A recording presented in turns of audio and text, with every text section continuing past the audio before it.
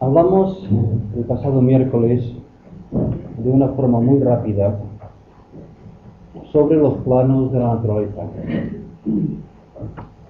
Dijimos que el propósito de la evolución era para nuestro ser interno, nuestro espíritu, nuestra mónada, la adquisición de lo que denominábamos la autoconciencia, la conciencia del yo, la conciencia de uno mismo. Hoy vamos a seguir con el tema y vamos a hacer un repaso de las charlas en las que hablábamos de las leyes de la evolución. Básicamente la ley del renacimiento o reencarnación y la ley del karma. No sé si nos dará tiempo, pero vamos a intentarlo. En primer lugar, vamos a definir qué es la evolución. ¿Qué entendemos por evolución? Podríamos decir que la evolución es la facultad o el desarrollo de la facultad de captar, de captación. En otras palabras, la evolución se cifra en la evolución de la conciencia, la evolución de la conciencia del yo, de la autoconciencia. Para el desarrollo de la autoconciencia hace falta que la mónada, el espíritu, se sumerja en los planos de la dualidad. Tiene que abandonar su segundo plano, o plano monádico, o anupanádico, e ir descendiendo hasta los planos más densos, hasta el plano físico, como reino mineral, y así ir ascendiendo de nuevo, lo vimos en las emanaciones divinas, hasta conseguir en el reino humano, por primera vez, la conciencia del yo, la conciencia del yo separado. La conciencia del reino animal no está individualizada, no es autoconsciente. Es el reino humano que empezamos a ser autoconscientes de nosotros mismos de momento en el plano físico. ¿Qué es, pues, la conciencia? Definimos una entidad como una unidad de conciencia. ¿Pero qué es la conciencia? La conciencia tiene dos aspectos. Es la facultad de captar o de experimentar la sensibilidad y luego la capacidad de respuesta a esta sensación. Podríamos decir que una planta tiene un determinado nivel de conciencia desde el momento que es capaz de sentir, por ejemplo, la presencia del sol o la carencia de humedad y reaccionar dirigiéndose hacia el sol o muriéndose. Es una reacción consecuencia de una captación. Ya en el reino humano, la conciencia se vuelve autoconsciente. Entonces se enfrenta el pensador con el objeto pensado. Se enfrenta el conocedor frente al objeto conocido. O lo que llamamos esotéricamente, el yo se enfrenta al no yo. Estamos en los planos de la dualidad, de la separatividad, que son necesarios para adquirir esta autoconciencia. Entonces, esa experiencia necesita una serie de ciclos.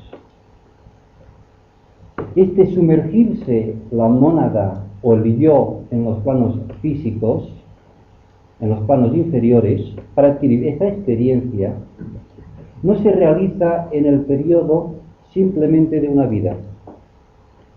Entonces, necesitamos de sumergirnos en la materia, adquirir una experiencia, luego descansar en lo que denominamos el pralaya, y luego, una vez esta experiencia ha sido consumada, volvernos de nuevo a sumergir en la materia, el yo, el alma, que en definitiva es la entidad que se reencarna, no es la personalidad. Cuando decimos que nosotros o yo reencarno, no me refiero a la personalidad concreta, sino me refiero al alma, a la unidad de conciencia, al aspecto hijo, consecuencia de la unión entre el aspecto padre o espíritu y el aspecto madre o materia. Esta unión entre el primer aspecto o primer rayo y el tercer aspecto se realiza no solamente en el microcosmos, en el hombre, entre el espíritu y la personalidad, sino que se realiza también en una octava superior, el hombre celestial, o logos planetario, o Dian Xuan, y luego en el hombre celestial exaltado, en el logo solar, en la vida 1. Entonces, este sumergirse, este espíritu en la materia, crea una fricción. Esta fricción que denominamos Kundalini o fuego por fricción. Y en un principio esta materia, esta forma, este cuerpo, ahí no está preparada para recibir el espíritu que se manifiesta a través de esta forma. Y esta falta de preparación del aspecto forma, de la apariencia, del aspecto materia, con relación, la falta de preparación para manifestar el primer aspecto o aspecto espíritu, es lo que crea la conflictividad en los planos inferiores. Nuestra evolución consiste en adecuar o hacer que la forma exprese cada vez más la divinidad inherente, el aspecto espíritu. Hasta que llega un momento que los tres cuerpos inferiores, cuerpo físico, físico-etérico, cuerpo emocional y el cuerpo mental, expresan plenamente el yo superior, la divinidad interna. Y en este momento se reúnen en el corazón el primer fuego, el fuego del espíritu, el fuego de Foat, el fuego eléctrico, con el tercer fuego, el fuego de Kundalini, el fuego de la materia. Y como consecuencia de la unión del primer aspecto con el tercer aspecto, se produce el segundo aspecto, el aspecto conciencia en su plenitud, el aspecto hijo, el segundo fuego o fuego solar, o prana, digamos. Esto implica una aparición de una gran luz, que es el fuego propiamente dicho, y luego la irradiación de salud, que es el aspecto calor. En este punto podríamos decir que aquella entidad ha alcanzado la liberación. Puede elegir el camino de seguir renaciendo o reencarnándose, si esa es su tarea de servicio, o puede ya abandonar los átomos permanentes inferiores y seguir su evolución ya a nivel cósmico. Entonces, y siguiendo hablando del aspecto conciencia, podemos decir que hay un aspecto de conciencia instintiva inherente al plano físico. O sea, cada plano tiene su conciencia propia. Para nosotros, esta conciencia instintiva es procedente del elemental físico que nosotros utilizamos como cuerpo físico y representa simplemente, por ejemplo, por la noche, cuando nosotros abandonamos el cuerpo físico, el elemental físico pues se cubre si tiene frío, se destapa si tiene calor, se mueve, incluso, por ejemplo, si tiene sed y requiere la presencia del yo superior para levantarse, entonces hace un llamado al yo superior, a nosotros, acudimos al cuerpo, nos despertamos y cumplimentamos el deseo del cuerpo físico. O sea, el elemental físico, la característica propia es la conciencia instintiva. Es el yo actúo, yo como, yo me muevo. Luego hay la conciencia propia del plano astral, que es la conciencia emotiva, de sentimientos. Y así cuando nosotros decimos, por ejemplo, yo como o yo bebo, estamos identificando nuestra conciencia con la conciencia del elemental físico. Cuando decimos yo siento, yo deseo, identificamos nuestra conciencia con la conciencia de esta entidad que nosotros utilizamos para manifestarnos en el plano astral, es decir, el cuerpo astral. Decimos históricamente que el cuerpo físico no es un principio. Está plenamente estructurado y las enfermedades o los problemas que aparecen en el plano físico, en la utilización de nuestro cuerpo físico, son derivadas del mal funcionamiento de nuestra estructura psicológica, de nuestra estructura emocional.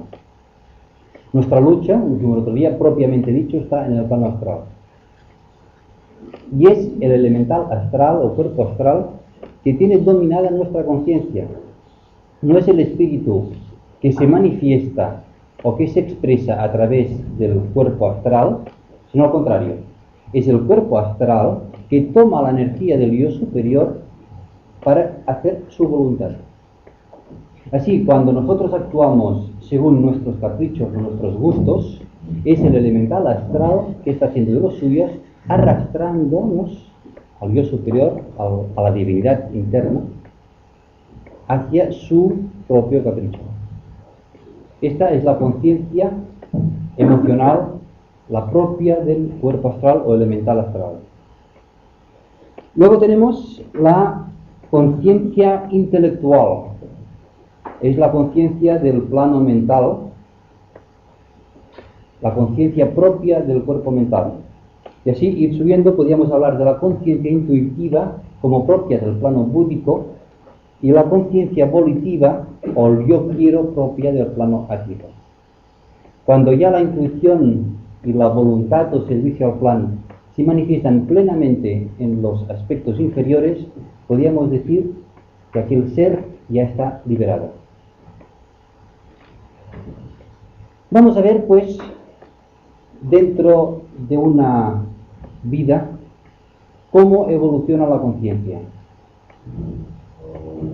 Partimos del momento en que existe una alma, una unidad de conciencia, que le hace falta experiencia para complementar su evolución. Para ello, y asesorada por los señores del karma, por el ángel solar y una serie de ángeles que están al cuidado de los archivos acásicos, o de los ficheros, se decide el momento adecuado, el signo astrológico, el ascendente, familia, país, donde aquella alma debe cumplimentar su experiencia.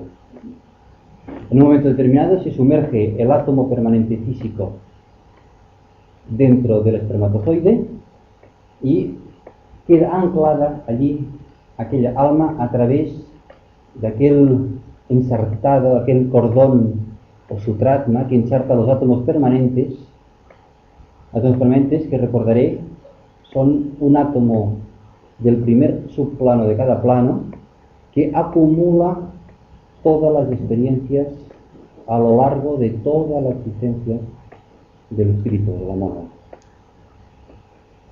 Entonces, hay una primera fase que empieza en el momento del nacimiento y se complementa a los 7 años. La conciencia es básicamente instintiva, el cuerpo que domina es el elemental físico y el sistema de desarrollar esta conciencia es básicamente pues, la actividad al aire libre, el deporte, el movimiento, etc. En este momento el yo superior, el alma, todavía está muy ausente de sus cuerpos inferiores. Está en su propio plano, a un nivel de conciencia de los planos inferiores todavía muy limitado.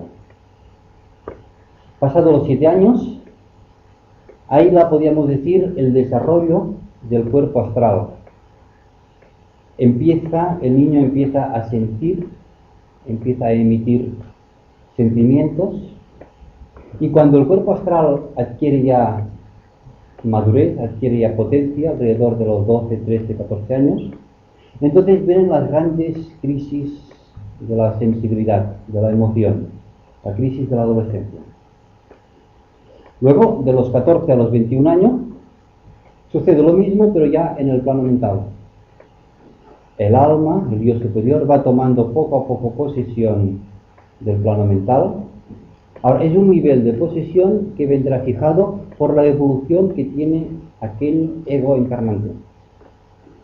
Una persona a un nivel de evolución relativamente bajo, o muy bajo, podríamos decir, simplemente seguirá en una conciencia instintiva, ligeramente emocional, y estará en la selva pues comiendo cocos. La mayor parte de la humanidad, el problema está en el plano astral, y entonces el alma no llega a controlar totalmente el cuerpo emocional. Y la crisis de la adolescencia, desgraciadamente, para la inmensa mayoría de la humanidad, se extiende a lo largo de toda la vida. Así tenemos personas ya muy adultas que tienen crisis de lo que busca, lo que no busca. Simplemente significa de que el cuerpo astral domina al alma encarnante.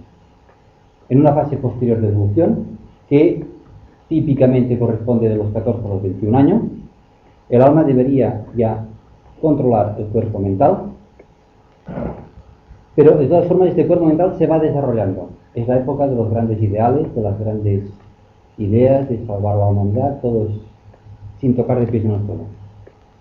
Luego viene la fase de los 21 a los 28 años, que es la fase típicamente intuitiva o búdica. Es la fase del amor, es la fase de la unión en matrimonio, por ejemplo, ya en el plano físico. Típicamente es el cuerpo búdico que muy ligeramente empieza a influir en la personalidad.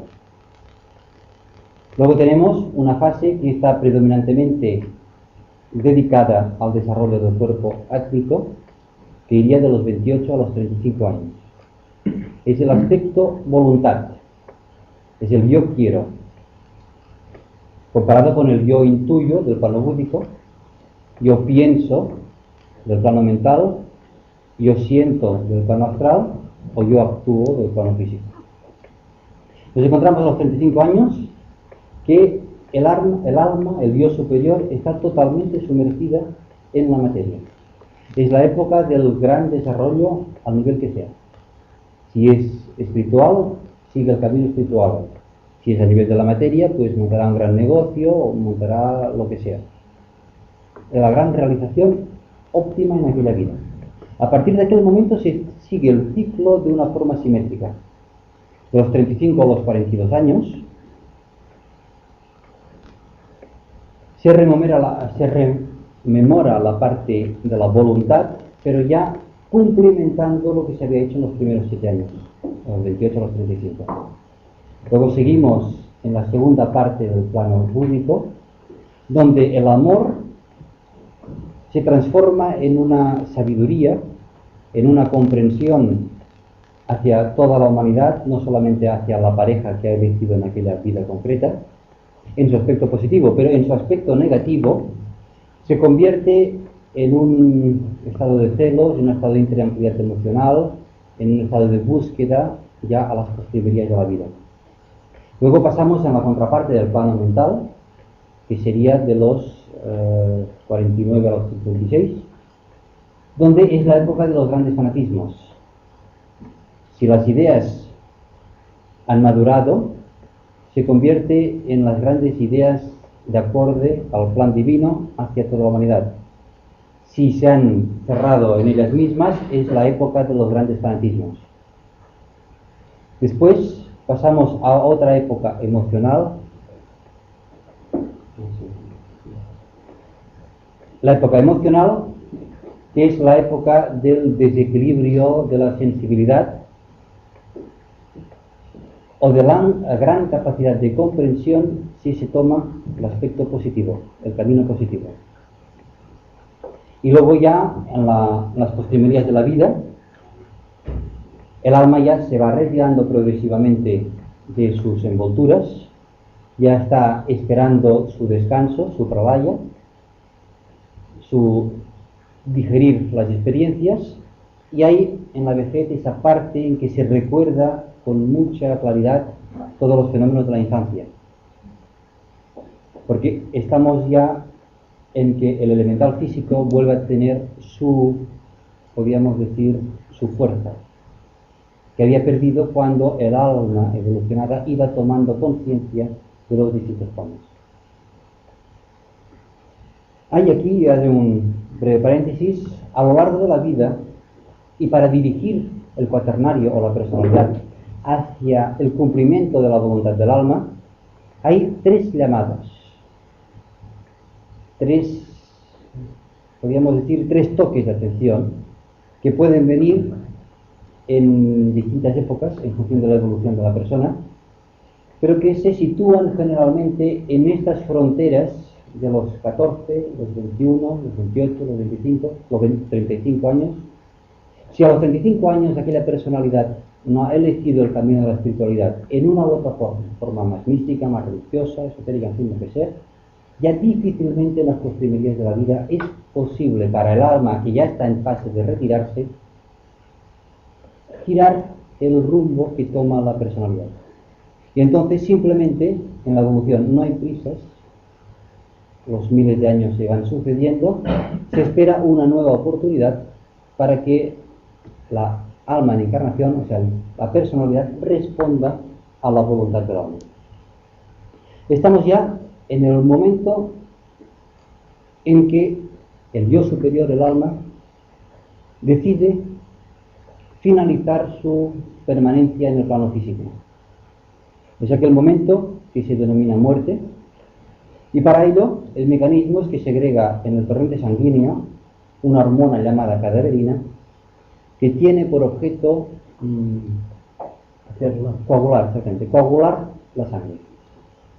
Pero previamente toda la información contenida en la misma, contenida en la sangre, pasa, al circular la sangre por el corazón, se deposita en el átomo permanente físico. Cumplimentada esta transmisión de información, entonces se retira el átomo permanente físico, el cordón de plata que une el cuerpo físico con el alma se rompe de una forma irreparable y el elemental físico, el cuerpo físico, queda abandonado a su propia conciencia. A veces se dan estados de coma, que es simplemente el elemental físico que intenta integrar al máximo las moléculas, intenta alargar al máximo la vida. Pero sin la energía del alma, este estado es irreversible. Tarde o temprano, las partículas, las moléculas que componen el cuerpo físico, son atraídas por el gran elemental físico planetario, que es nuestro planeta mismo, y el yo superior devuelve esas partículas que le han sido simplemente prestadas para manifestarse en el plano físico y se disgregan y van a este gran banco de materia que luego servirán para la construcción de otro cuerpo. ¿Qué realiza el yo en aquel momento? Hay un fenómeno triple, consiste en 3 recapitulaciones. De una forma rápida se repasan todos los hechos que ha realizado durante aquella encarnación en el plano físico, de atrás hacia el principio, de una forma rápida, simplemente para extraer su esencia, porque de las sucesivas encarnaciones lo único que recuerda o se mantiene en los átomos permanentes es la experiencia, la capacidad. Como decía, la evolución de la conciencia está en el desarrollo de la capacidad de captación. Luego hay una recapitulación emocional donde todos los sentimientos, todos los deseos se repasan en un momento, y hay una tercera recapitulación que es la recapitulación de todos los pensamientos e ideas que ha habido a lo largo de aquella encarnación. Una vez hecho esto, el yo actúa plenamente en el plano astral, en el plano emocional, con una forma aproximadamente igual a la que tenía en el plano físico. Mientras estaba en encarnación, las moléculas físicas atraían su contraparte astral y daban al cuerpo astral una forma parecida a la física. Luego, mientras la conciencia del yo, es decir, mientras nosotros nos identificamos con aquella forma, automáticamente las partículas del cuerpo astral se mantienen en aquella forma. Pero con un hecho bastante curioso.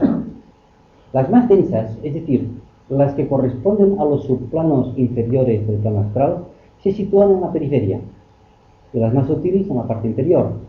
De tal forma que son estas más densas las que fijan el nivel de conciencia que tiene el cuerpo astral, o sea, la entidad en aquel momento, le fijan el subplano de permanencia. Así podríamos decir que si ha actuado de una forma egoísta, de una forma grosera, de una forma con sentimientos de ira, de odio, es decir, su cuerpo astral está cargado de materia de un bajo nivel de vibración, irá a parar a los subplanos inferiores. Por la ley de la evolución propia, allí en estos planos las fuerzas desintegradores son superiores a las fuerzas de atracción, y esta materia poco a poco, a través del sufrimiento, se va desintegrando, dando lugar a que aparezcan los estratos o las capas inferiores a estas, de subplanos de un nivel de vibración superior.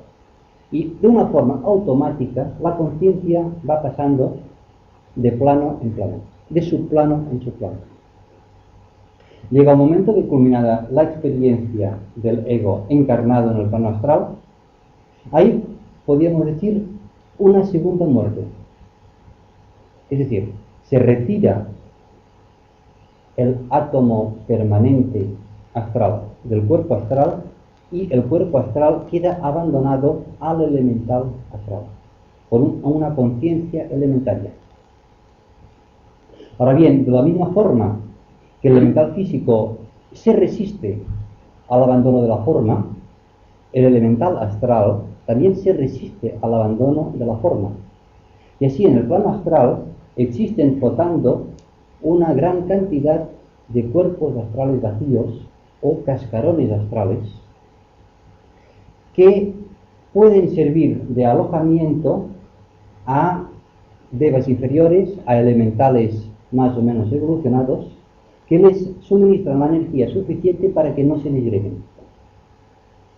Toman energía también de la humanidad, de los bajos niveles de la humanidad, y así no se disgrega y se forman una serie de cementerios astrales, de los cuales uno es la luna, donde estas formas deberían ser disgregadas y no se disgregan.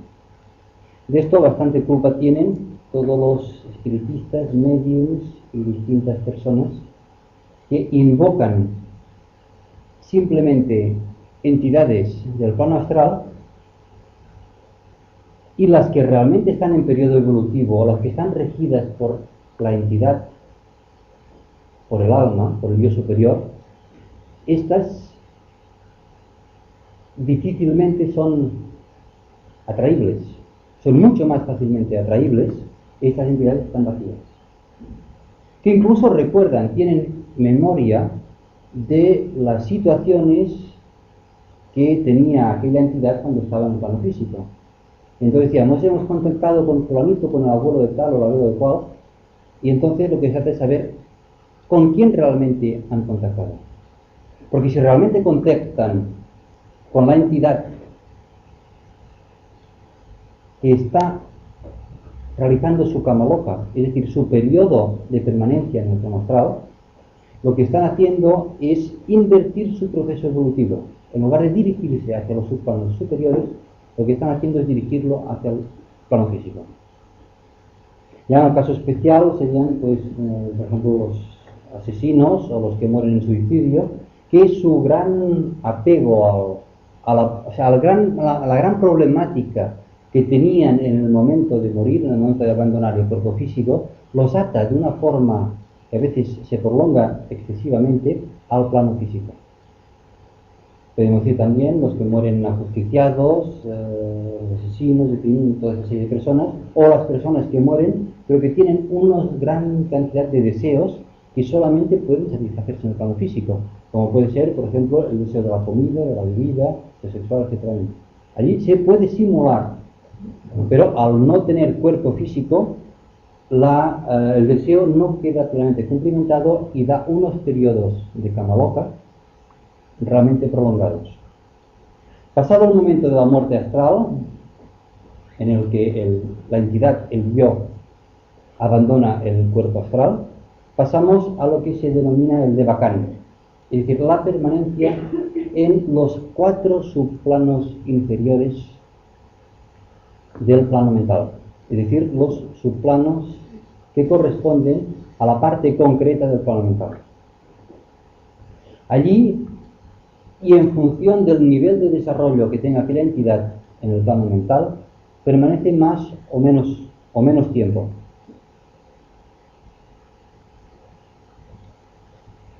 si sus ideas eran de una religiosidad muy concreta, muy idealista, permanece en los subplanos inferiores, sexto y séptimo. Si ya se trata de una visión más desprendida, más universalista, podríamos decir que está en el quinto o cuarto subplano. Ya en el cuarto subplano ya se vislumbran de una forma muy relativa todavía los grandes arquetipos que figuran en los tres subplanos superiores del plano mental, o manas, rupa, o mental abstracto o sin forma. Acabada esta experiencia de bacánica en el plano mental, podríamos decir que su época cíclica de descanso, de reposo en los planos superiores, lo que se denomina el Devacán, ha finalizado. Y cuando, volvemos al principio, cuando kármicamente se cita el momento para una nueva encarnación, es el alma, el Dios superior, el que tomará un nuevo cuerpo físico, tomará un nuevo cuerpo astral, tomará un nuevo cuerpo mental. ¿Quién colabora en la construcción de estos cuerpos? Evidentemente, los grandes constructores de la humanidad es esta evolución paralela a la nuestra, que llamamos la evolución débica. Regidos por el tercer rayo, el rayo constructor, el rayo de la materia, tienen por misión acumular alrededor de los átomos permanentes la materia del plano correspondiente para la construcción del cuerpo.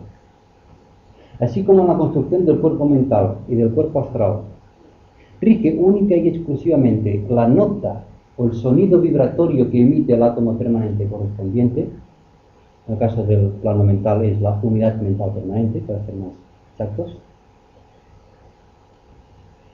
y esta vibración viene derivada de motivos kármicos. En el plano físico hay toda una serie de características, como es la cuestión genética,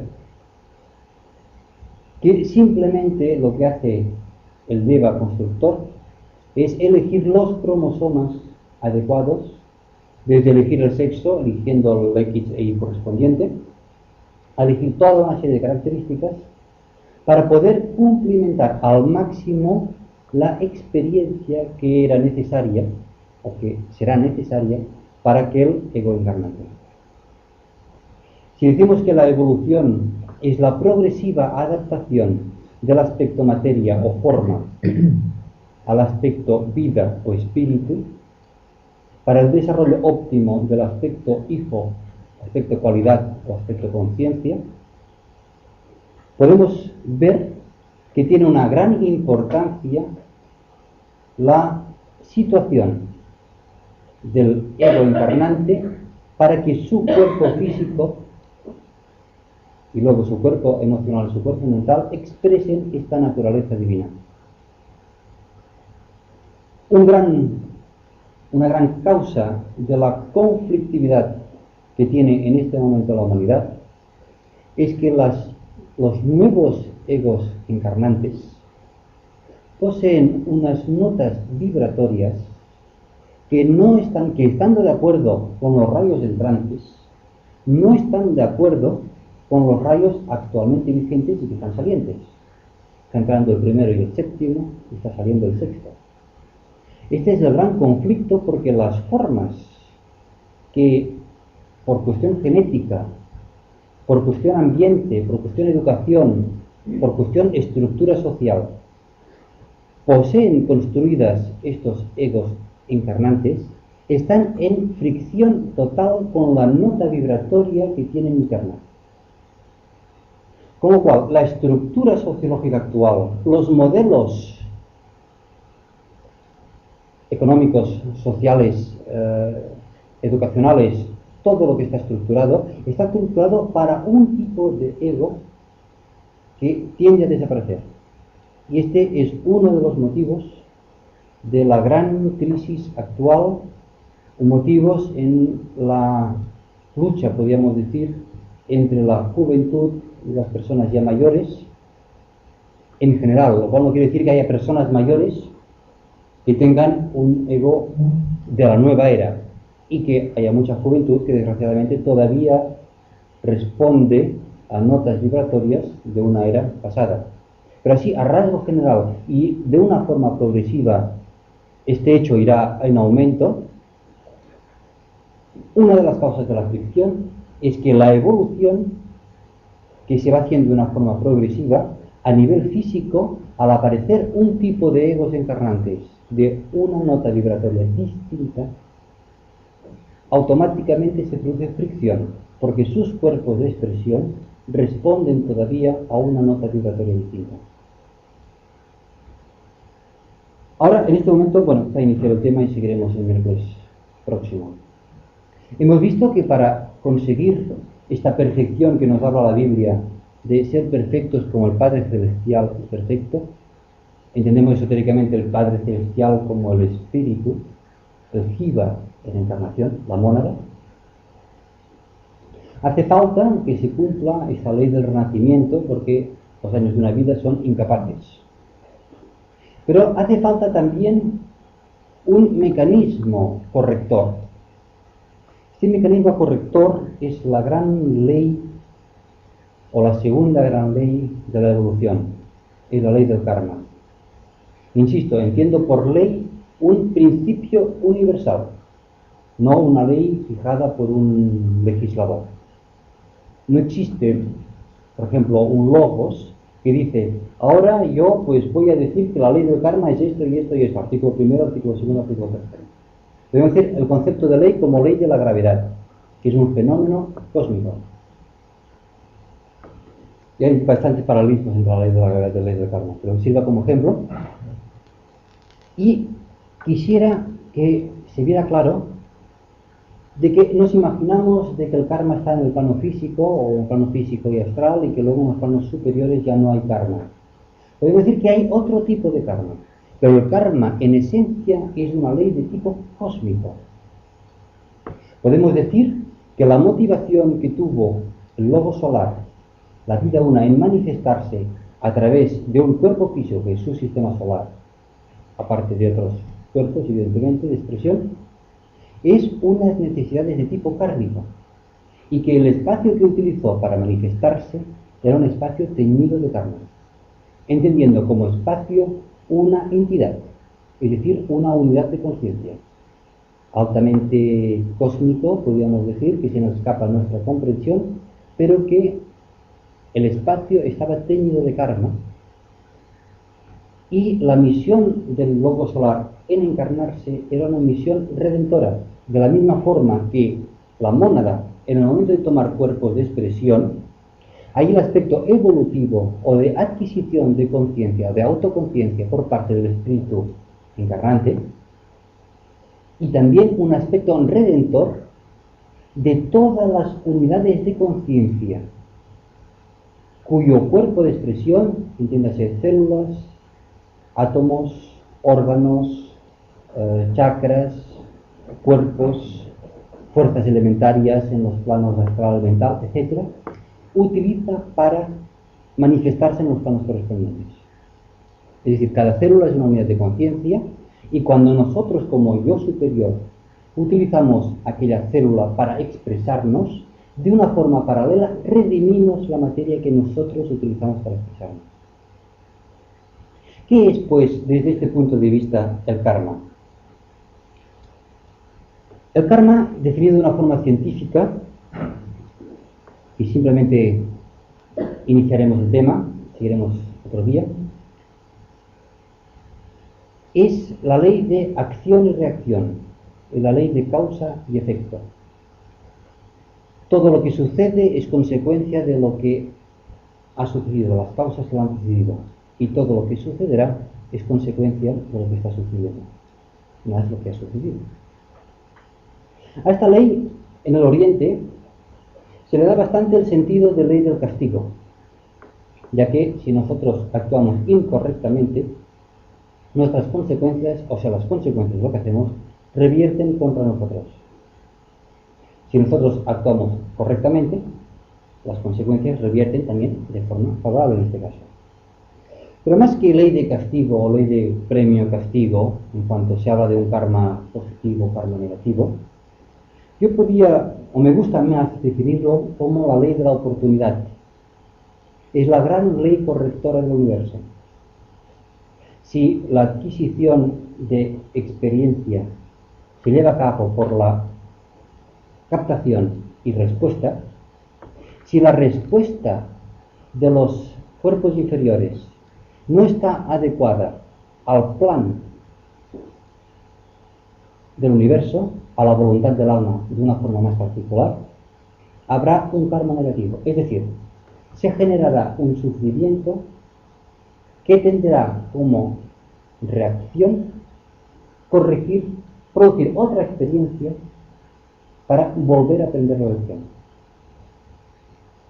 Y visto desde este punto de vista, podemos juzgar que todo lo que nos sucede, absolutamente todo, es para cumplimentar la evolución. En cuanto, repito, evolución es la adquisición de conciencia del Dios superior o conciencia divina. Los elementales inferiores son como unos niños muy pillos, o podríamos decir como un caballo muy inteligente, ¿no? Sabe perfectamente cuándo el yo superior domina o puede dominar y cuándo es él que domina. Y así, de la misma forma que cuando un chiquillo se siente observado actúa correctamente, cuando nosotros, y me refiero a decir nosotros, poner la conciencia en el nivel del yo superior, estamos atentos al funcionamiento del yo inferior, del elemental físico, del elemental astral, que es el gran campo de batalla, o el elemental mental, al sentirse estos observados, automáticamente actúan de una forma correcta. Y aquí hay, simplemente apunto la idea, el gran sistema, podríamos decir, o la gran técnica de evolución de la conciencia, que es la atención. En cuanto, como decía al principio, la conciencia o facultad de captación implica el pensador distinto del objeto pensado, o el conocedor del objeto conocido.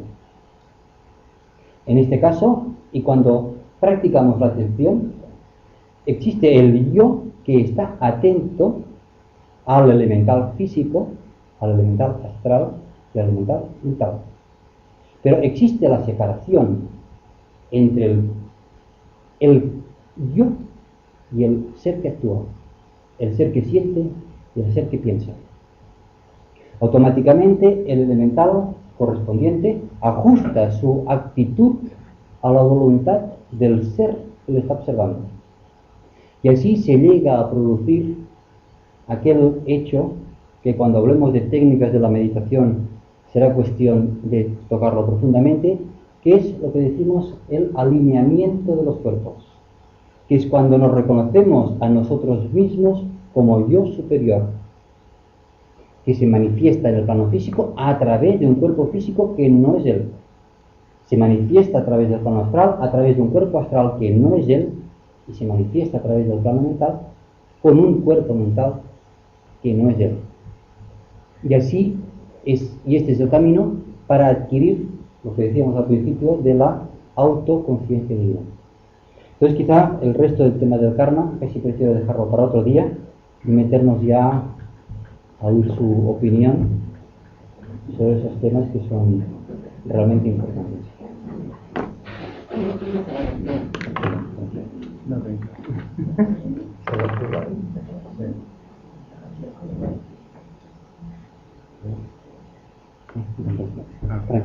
No, sí. Yo quiero decir que a las personas mayores nos has dejado un poco mal, en el aspecto de que el toque del alma, el toque de aprobación del ego, la personalidad, puede producirse a los 35, a los 49 o a los 63. El hecho de que muchos hayamos empezado tarde, en fin, cuando no hemos ido a los 14 ni a los 35, pues en fin, o sea, el hecho de que muchas personas grandes estén aquí, creo que significa que lo ha habido más hay tarde, esperanza. ¿no? Exacto, es Porque sí eso. es cierto que hay un fenómeno de retraimiento del alma. Principalmente, no, hablo de idea. Este retraimiento se lleva a cabo de una forma principal cuando la decisión que se ha tomado en los 35 años es hacia el camino de la materia. Difícilmente se puede cambiar cuando se ha cogido este camino de sumergirse en la materia. Cuando las ambiciones a lo largo de los primeros 35 años han sido única y exclusivamente la posesión material, es posible que haya una llamada, una fuerza, el fallecimiento, pero alguna semilla de espiritualidad que a veces no hemos sido conscientes, pero sí estaba, se desarrolla. Quiero decir que muchas personas que se han pasado estos 35 años simplemente para ganar dinero, si lo han conseguido serán muy felices, si no han conseguido serán frustradas, pero ya difícilmente se puede imprimir. Ahora, si la persona ya ha elegido un camino hacia, como he dicho antes, hacia la espiritualidad, pero aunque sea a nivel religioso, a nivel más místico, a nivel más humanitario, de ayudar a los demás, de que a veces no se entiende por espiritualidad, pero esotéricamente podemos entender por espiritualidad la labor de un científico en un laboratorio pues para descubrir un fármaco para curar tal o cual enfermedad, o un médico en su consultorio, o simplemente pues una secretaria pues que simplemente procura hacer las cosas lo mejor posible.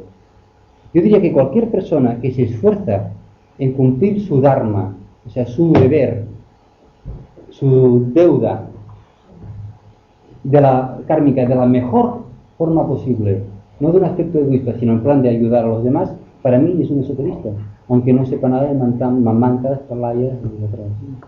Ahora, esta semilla de espiritualidad puede desarrollar perfectamente pues a los 60 o a los 93 años. Pero lo que quiero decir es que el toque del ego, del ángel solar, del alma, o sea, es triple. Es decir, no es que haya uno a este o otro, ¿no? Es que es a los 35, ¡ping!, no pasa nada. Bueno, se queda por ahí a su plano otros 14 años. No, pero generalmente ese toque ha sido antes ya. No, bueno, no sé. Ahora, claro, depende mucho de la persona, ¿no? He ido a un sitio que era uno a los 35, el segundo toque a los 49 y el tercero a los 63.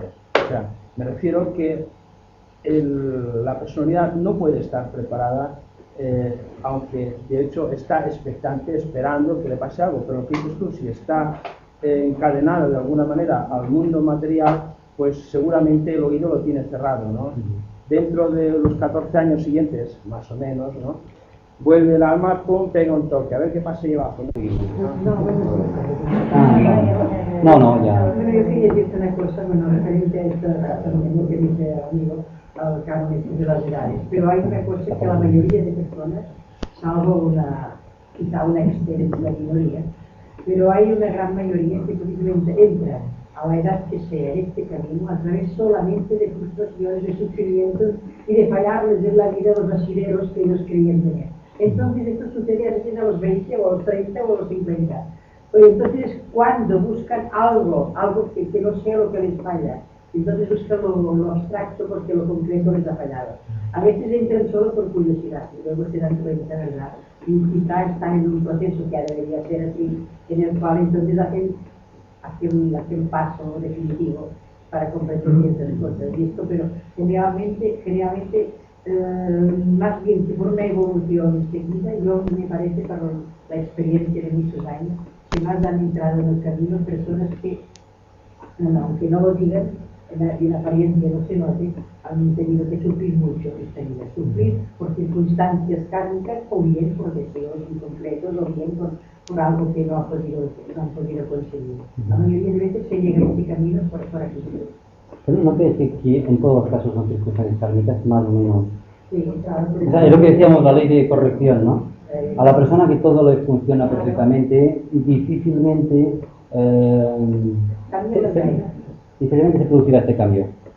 Entonces, cuando uno se da cuenta de que aquello en lo que ha basado la conciencia o la estabilidad, aquello se tambalea, por un tuyo, ¿no?, entonces es cuando se busca algo más.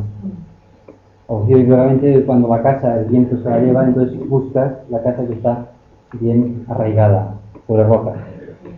Una pregunta que no sé si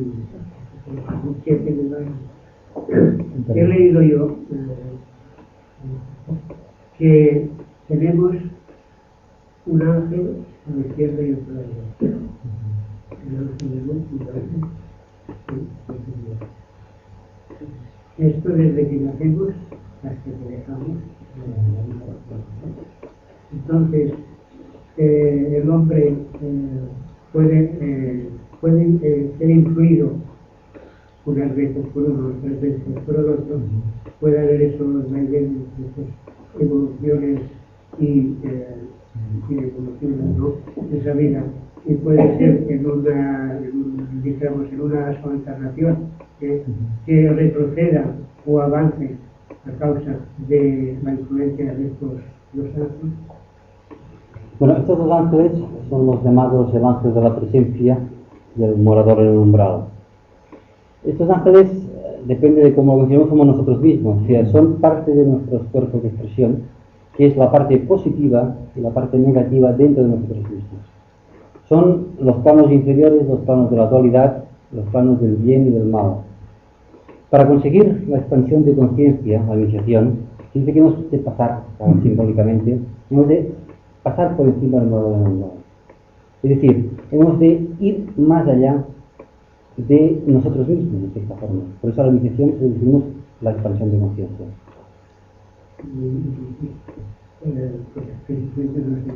Esto es cuando la persona llega a ser la conciencia, ¿no?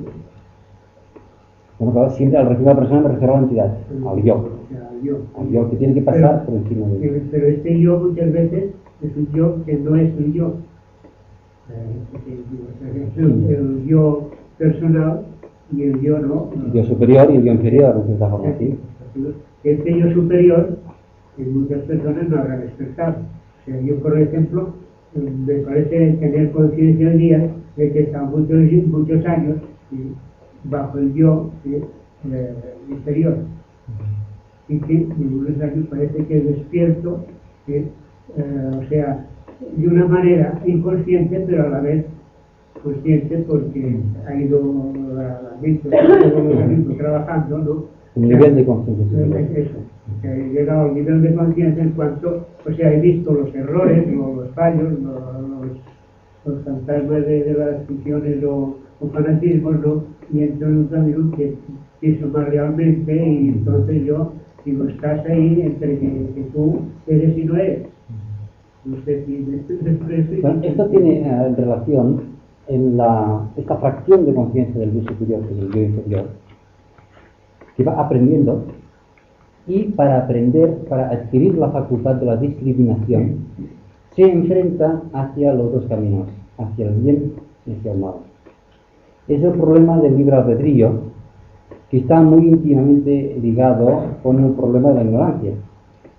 Porque en el momento de que somos plenamente conscientes de cuál es nuestro camino evolutivo, la dificultad en elegir, en discriminar, ya se realiza de una forma automática.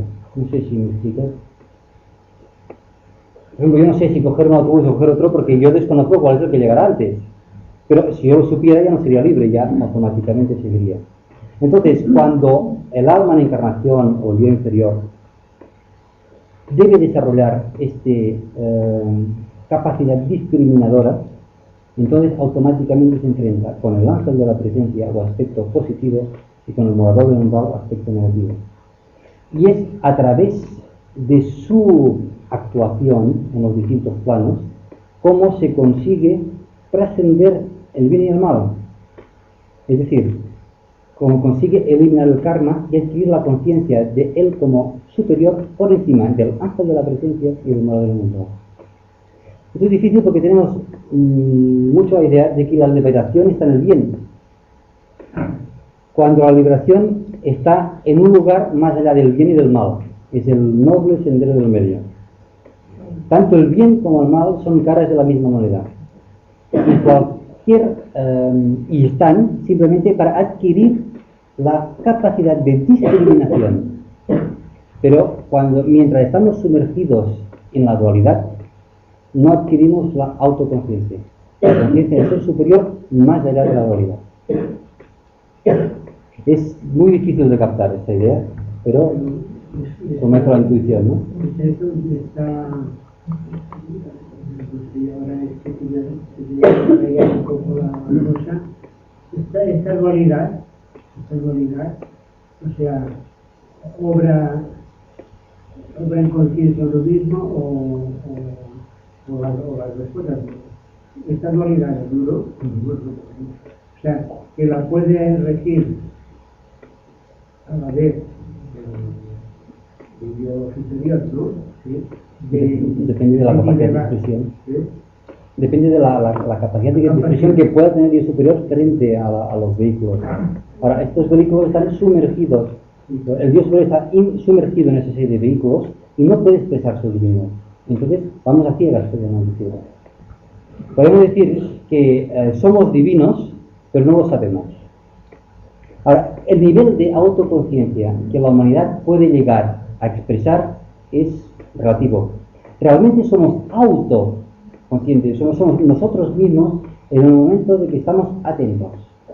Cuando nosotros, en nuestra actitud, desaparece la atención, automáticamente estamos sumergidos a las fuerzas, a los tattvas que hay en aquel momento. Entonces, automáticamente estamos sumergidos pues al modo de la presencia, al modo umbral, simplemente somos. Pero no tenemos autoconciencia.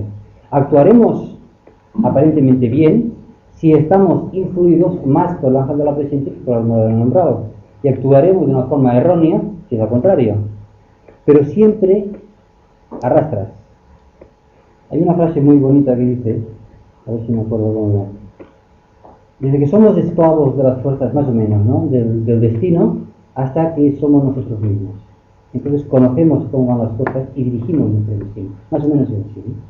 Es decir, es el momento en que nosotros adquirimos la conciencia del yo. Más allá del ángel de la presencia y más allá del modo de la o sea, estamos hablando a nivel individual, personal del hombre. Ahora, este yo superior, porque el hombre, o sea, es un cuerpo, pero forma miembro de un cuerpo total, unido, de la humanidad, ¿no? Entonces, hay esta evolución y este desarrollo personal, individual del hombre, en común con la humanidad, que es lo que yo la consecuencia, ¿no?, de que la humanidad esté, ¿no?, en esta decadencia o esta crisis, ¿no?, porque no están en una unión, todos los yo superiores, sino que hay el yo inferior que quizás es el que impide, ¿no?, que sea la totalidad de la humanidad que esté en un equilibrio, que esté en un grado de una evolución, de pasar a lo que la Constitución decía, de una transmutación o redención, ¿no?, de pasar de un estado, ¿no?, de vida a otro. Pero que tal como las cosas van, y ahora en esto, es que para hacer esta transmutación es sin necesidad de que venga el cataclismo, pero para pasar ya definitivamente todo el cuerpo humano a esta otra, a este otro reino, entonces sí que tiene que haber un momento de separación ya del mal y el bien. Es decir, o sea que en el individuo personal, en la persona mía, sí, puedo yo en este mismo momento liberarme, ¿no?, y pasar yo al reino mundial. Pero en cuanto al total de... Es que en el momento que una entidad se libera una fracción de la humanidad. Y la liberación de la humanidad será en el momento que haya un número notable de unidades liberadas. Podríamos decir que la humanidad es una entidad en sí, de la cual cada célula es un hombre.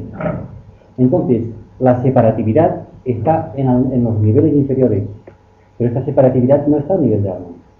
Es porque leyendo el Evangelio, cuando le preguntan aparte de los aparte, los discípulos, ¿no? ¿Cuándo será el fin final? Entonces él dice, ¿no? O sea que está él diciéndonos los acontecimientos a lo que eso le va a generar la presencia, ¿no? La guerra, los hambres, todo esto. Y entonces dice que vendrá o sea, que al mismo, dice, inmediatamente, ¿no? a la de esto de tribulación, el Apocalipsis, Te das cuenta que todo esto es simbólico, ¿eh? bueno, es simbólico y es real. Bueno, para mí, ¿eh? Bueno, es real y se puede aplicar a cada cambio de era. Es más, se comenta Lo que dices que el que Apocalipsis, bajará. lo que iba explicando, es la destrucción de Jerusalén. No, pero es Que ya sucedió. es que diga, o sea, que el Apocalipsis, o sea, saca eso, bueno, estoy esperando porque el Apocalipsis, ¿sí? El Apocalipsis es, dijéramos, la profecía o de eso, lo que pasa es que era una visión que tuvo Juan, y lo que veía estaba muy a 20 siglos, no a 6. Entonces es todo comparando, ¿qué comparación? Sí. Pero yo lo que voy es a las palabras que dice, ¿no? Que inmediatamente antes de que llegue o sea, la guerra nuclear, Sí. entonces bajará, ¿verdad? Se verá una señal y bajará sobre las nubes, y entonces todos los escogidos, ¿sí? los buscará para esto. Bueno, en primer lugar, yo quisiera que quedara una cosa bien clara. O sea, la humanidad como conjunto es el chakra, la inicio del logos planetario. Cada hombre es una célula de este chakra. Entonces, en el hombre no hay solamente las implicaciones kármicas de la entidad en concreto, sino que hay las implicaciones kármicas del logos planetario en su conjunto, que están más allá de nuestra capacidad de comprensión. Desde el momento que en este periodo de tiempo, el logos planetario tiene que conseguir una manifestación de tipo cósmico. Ahora, y volviendo al tema del cataclismo, y hablando del tema de karma, lo volvemos a sacar. El destino del hombre se lo hace el propio hombre. Entonces, lo que sucederá o lo que no sucederá depende de nosotros. Entonces, ¿qué ligan en todo esto las profecías? Bien, podría decir que un hombre está cayendo de un 8º piso y puedo profetizar que se va a matar. Pero siempre puede ser que hay una rama, un polvo, un coche. O sea, las profecías únicamente indican qué es lo que pasará si las cosas continúan como están. Más o menos en unas causas internas. Ahora, podría decir, el cielo está nublado, va a llover, nos vamos a mojar. Entonces, ahí hay el karma individual. Si no está en el karma individual de una persona que deba fallecer por tal o cual motivo, habrán 50 casualidades, pero no sucederá. Entonces, nosotros, tomando el karma como ley de oportunidad de tipo personal, sabemos que nuestro destino nos lo hacemos nosotros. Que hará falta más o menos barrer un cierto número de encarnaciones porque su cualidad vibratoria no corresponde a la nueva era. ¿No acaso estamos viendo que personas de una cualidad vibratoria anterior ya van desapareciendo y van apareciendo egos de una nota vibratoria? Ahora, el cambio de era será mañana. Sabemos que el cambio de era pueden ser 50, 100, 200 años. No es un momento. Lo que sí es cierto, y eso se lo puedo asegurar, y no me tildo de profeta, es que dentro de 200 años ni usted ni yo estaremos aquí. Entonces, ¿qué egos encarnantes habrán dentro de 200 años? Yo pienso durar. ¿Las de ellos? Hombre, pues afortunadamente yo no. La identidad tierra. En la identidad tierra, ¿por qué no? A la identidad tierra le quedan muchos millones de años todavía, o sea que tranquilo. A la identidad tierra le queda identidad, pero también puede que no le quede, porque las fuerzas bélicas.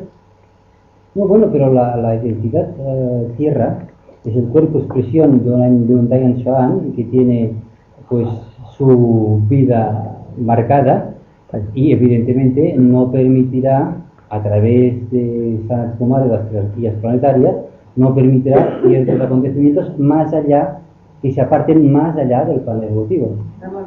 Sí. Un momento, por favor.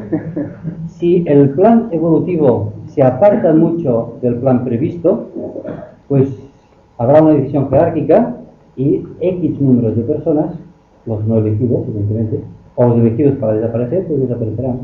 No tiene importancia. La evolución sigue. Perdón, mira, es que esto se trata de un cursillo de introducción al esoterismo. Y voy a hacer un poco de disección con 2 minutos más. No, el tema del apocalipsis, dejámoslo porque si no, mañana tengo que ir a trabajar. Voy a meter de una manera un poco concreta, ¿no? El estudio del esoterismo requiere, en primer lugar, una mente abierta, sin ideas preconcebidas. No digo por usted, sino por otras expresiones también que he notado por ahí. El estudio esotérico requiere, en primer lugar, mente abierta y requiere lo que los indios llaman la taza vacía. Y esto lo explica muy bien el doctor Suzuki. En cuanto a un gran lama muy sabio, le anuncian la visita del doctor Suzuki, catedrático de la Universidad de Tokio, y que le va a ver. Un gran catedrático. Concreta un poco, por favor. Sí, perdona, que dura muy poquito. Dicho 2 minutos. Siempre me cortas. Mira, perdón. No, porque las preguntas y nos queda poco tiempo. Un momento. Entonces, el lama este prepara su mejor habitación, su mejor tapicería, su mejor mantel, su mejor juego de té y recibe al gran catedrático. Se sientan los dos a la mesa. Entonces, el catedrático le mira a los ojos y los dos se encuentran a los ojos, pero el pobre lama va y le vierte té y el té se derrama y todo por el suelo y el catedrático manchado y él sigue impertérrito vertiéndole té y dice, pero ¿no se da cuenta usted que está vertiendo el té? Y sí que me doy cuenta, pero es que lo mismo le pasa con usted, su taza está llena, usted, su gran eminencia, viene a mí, pobre lama, que le diga cosas. Para venir a mí hay que vaciar la taza. Entonces poder poner yo algo de té en su taza. Lo que quería decir en este aspecto es que estas ideas preconcebidas prejuzgan de algunas maneras unas parábolas que estaban destinadas para hace 2000 años.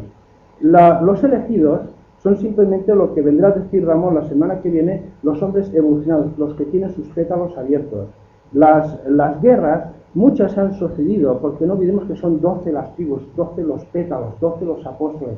Es decir, hay toda una serie de simbología esotérica que no hay que ceñirse a la letra, sino que hay que ir más allá, ¿no? Luego están los conceptos rosacrucianos, que usted también veo que mezcla bastante, en cuanto, bueno, los rosacruces y los otros son primos hermanos, ¿no? Es decir, que todo esto es una cuestión de paciencia, no sacar conclusiones, y si luego una cerilla simplemente nos puede salvar de un naufragio. El gran problema del catastrofismo, todo esto, es que ha habido cantidad de literatura que para inhibirse de una acción correcta habla de una predestinación, que es la mejor forma para no hacer nada.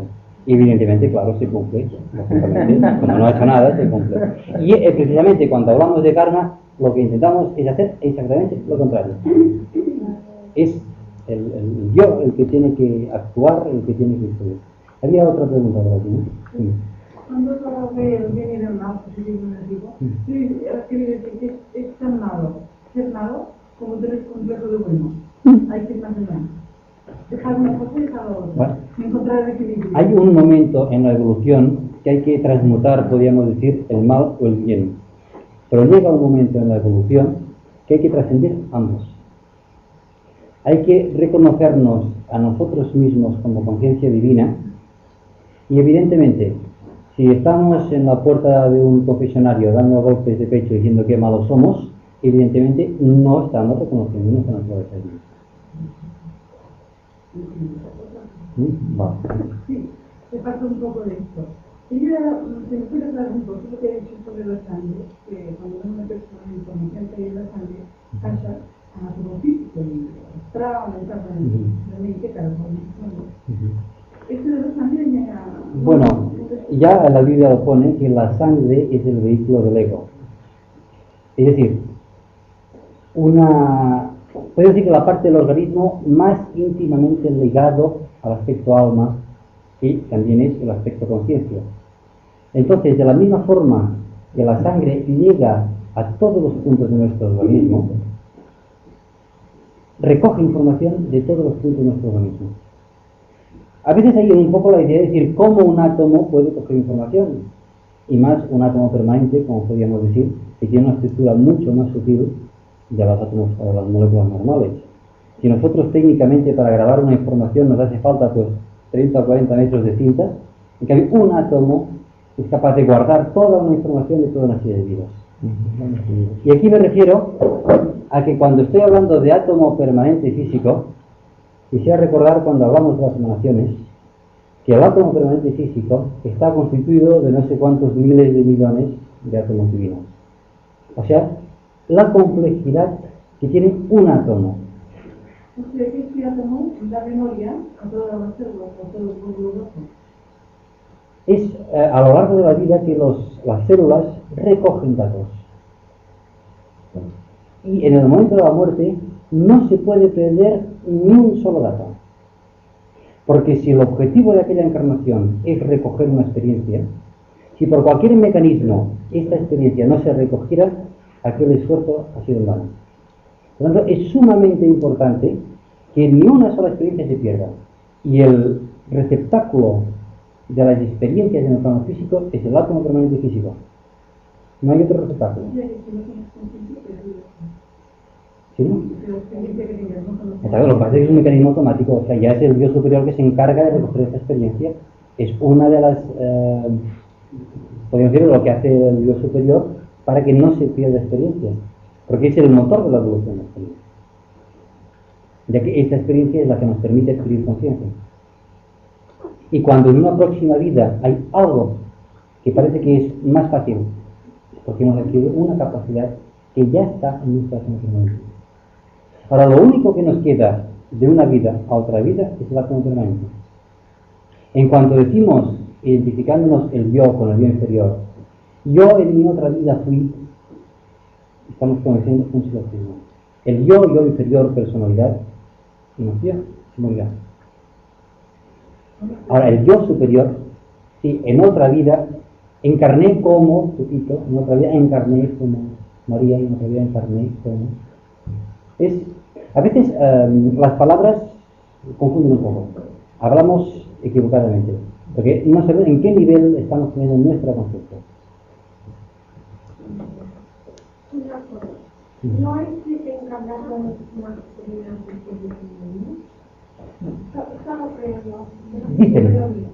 Dicen. Ahora, en definitiva, el que rige la encarnación es el Dios superior. Si en 7 encarnaciones femeninas por cualquier motivo, porque la personalidad no ha sido dócil a la experiencia que tenía que tomar el alma, no ha adquirido la experiencia como femenina, la experiencia como mujer, pues nacerá como mujer hasta. También dicen que hay 7 encarnaciones en cada subraza. Ahora, o sea, hay una encarnación en cada raza ramal. O sea, hay la raza raíz, hay la subraza y luego hay, cada subraza tiene 7 ramas.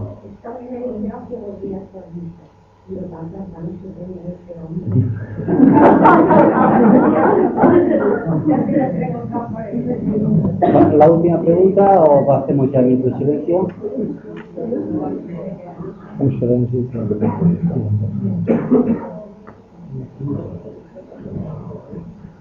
Yo creo, por otra parte, como dice la señora, que cuando uno llega a formar prácticamente lo que podríamos llamar ya el arquetipo máximo de belleza dentro de cada uno de sus estados, podemos decir que está en su última encarnación como aquel elemento, ¿no? Sí, pero es difícil saber cuál es la motivación de la máquina. Que además es muy interesante intuir, porque saber lo que es saber no es dificilísimo, intuir cuál es la experiencia concreta que el Dios superior tiene planteada o programada a la personalidad para que la personalidad la cumpla. Ese es nuestro objetivo. Entonces, cuando vemos que una persona está luchando para desarrollar una cierta capacidad, como pintor, como artista, como lo que sea, no podemos juzgarla. Es posible que aquella sea su experiencia. En este punto podemos decir que no podemos juzgar nada ni nadie. Simplemente lo que tenemos que hacer es intuir en nuestro corazón cuál es nuestro objetivo. Cumplirlo. Yo creo que no tiene importancia si hombre o mujer, siempre que aquella persona cumpla con No, es que nosotros no somos ni hombres. oportuno, no. Si aquella persona da todo lo que tiene para el bien, no le importa si hombre o mujer, más ir adelante y nada. Es que no somos hombres y mujeres. Encarnamos en cuerpo masculino o encarnamos en Bien, cuerpo bien, pero femenino. estamos diciendo lo que... Es lo que decía de las palabras, ¿no? Existe la identificación con nuestro cuerpo físico. Y es lo que tenemos. En cambio, yo creo, y es una teoría mía que no he oído en ningún sitio, me perdonas, que cuando se efectúa el cambio de sexo, la información acumulada en el átomo físico permanente retiene todavía las características de su encarnación última. Y entonces, cuando uno nace niño, pues nace así un poco tal, ¿no? Es decir, cuando cambia de sexo, o viceversa, ¿no? Entonces, Porque básicamente el cuerpo astral todavía tiene impresiones. Por ejemplo, debería tener un cuerpo astral masculino y todavía tiene un cuerpo astral femenino, con sus implicaciones de sensibilidad. Bueno, vamos, pues, ¿hay alguna pregunta ya la última? ¿Las 9? Vamos a hacer pues el minuto de silencio.